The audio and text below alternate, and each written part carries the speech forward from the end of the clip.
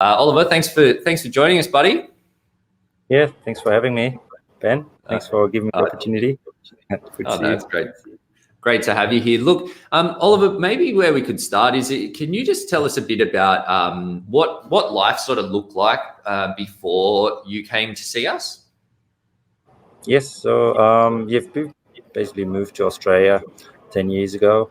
And I think, yeah, while moving around and always being on travel and didn't really look after the money aspect too much. So we always changed places. And yeah, after a while, we kind of settled a bit. So we looked at our finances and basically wanted to see what we need to do for the future. We didn't really have too many problems day to day, but for the long term, we weren't really sure what we should be doing, what we should be looking at, whether it be investment or property or just savings. So usually we just saved. So we came from Germany originally, where it's a whole lot of savings culture when you grew up. So we did mainly that. So yeah, that was basically the first thing to look at, like what should we do longer term, and then set ourselves up for the future. And that's where I met you, Ben, and the team through General Assembly and reached out. That's right. Yes, yeah, we're still doing quite a lot of stuff with those guys. It's a great community with the General Assembly people, and I think a good sort of lead in for people that you can get a bit of a taste of, different things that to find what resonates for you. But Oliver, I am keen to sort of dive into a bit of the spending prioritization and how we found balance. But before we get there, tell us a bit about what were the main sort of challenges or frustrations for you when we first started talking. Remember, I think it's the main reason was what should we do with our savings. So we had like a monthly savings goal. Sometimes we met it, sometimes we didn't. So that's, I think, was one frustration. And then the holidays came in a way, and so it always eats up a little bit of savings.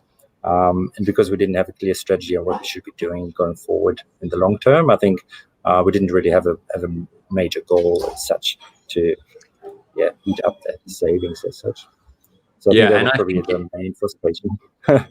Yeah, I think it's hard that you know that you need to make progress, but if you're not clear on where you want to be headed, then it's often difficult to motivate yourself to put in the work to get there. And it's easy to, like what you mentioned, where you're traveling and enjoying yourself, and it's easy to sort of deprioritize those.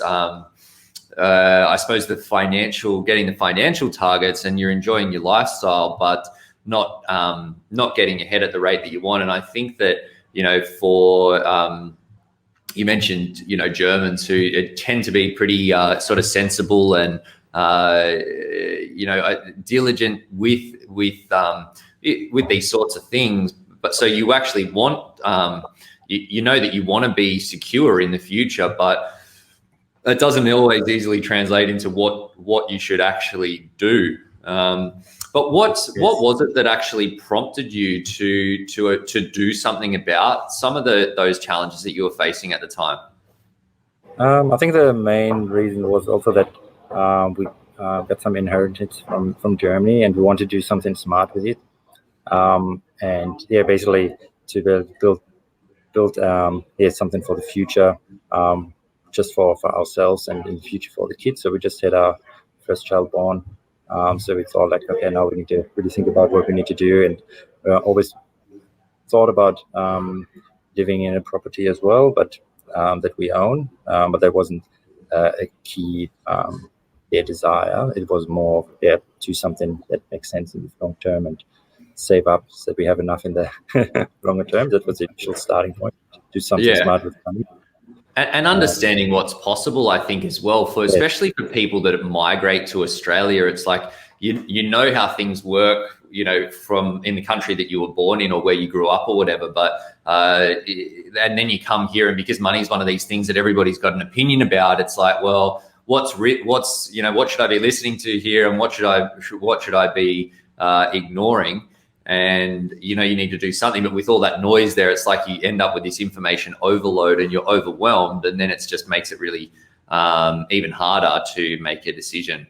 Yeah, that totally, I totally agree with that, and that really helped with the process. As you turned out when we first come to see you about our strategy and what's possible and what we should be looking at and what's important to us, that really helps clear the path. So before it was more like, should we listen to A or B?